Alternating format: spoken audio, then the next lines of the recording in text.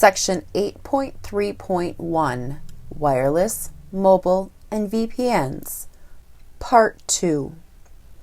We have many wireless threats in our world we need to be aware of.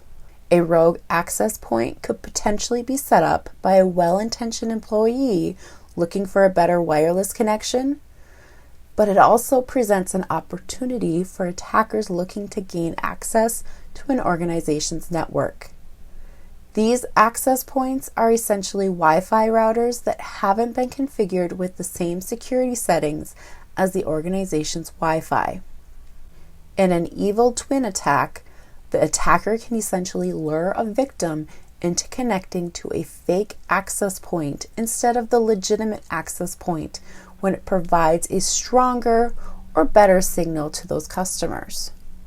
Once you connect to the evil access point, the attacker can analyze your network traffic and execute man-in-the-middle attacks.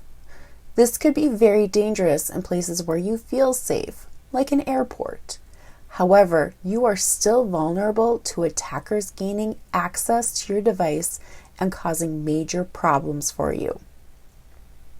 Smartphones have become the primary devices for many of us, and Wi-Fi is often our preferred method of accessing the internet because it saves on cellular data.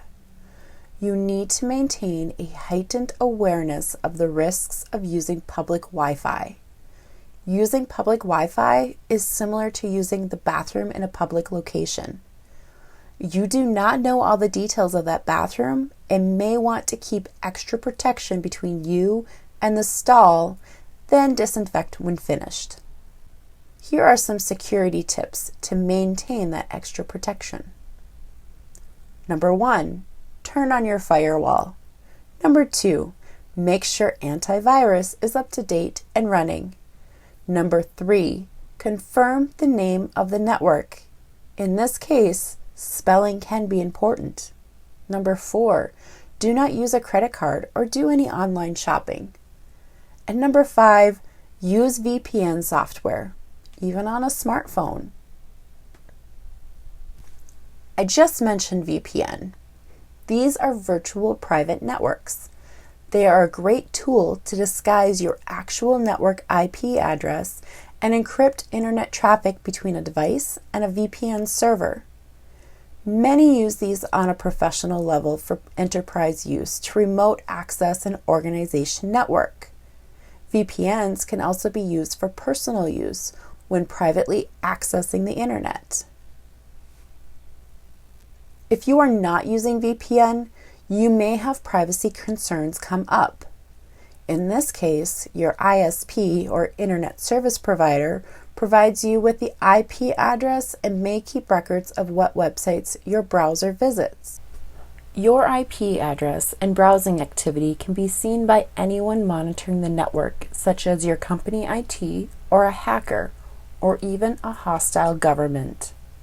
The risks here are primarily to your privacy, because your ISP will keep records of your IP address and the online activity associated with that IP. It is also possible for someone on your network to see your IP address and where you are going online. This could be your parents, your school, your company IT department, the government, or even a malicious actor.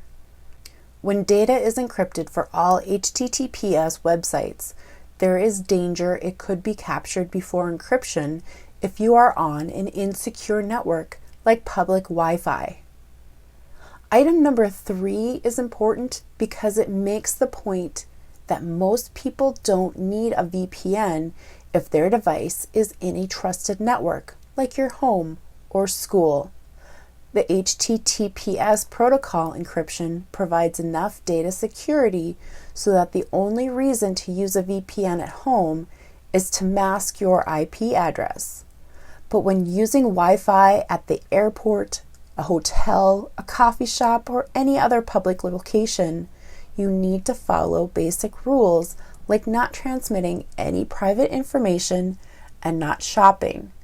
Or if you do, use a VPN.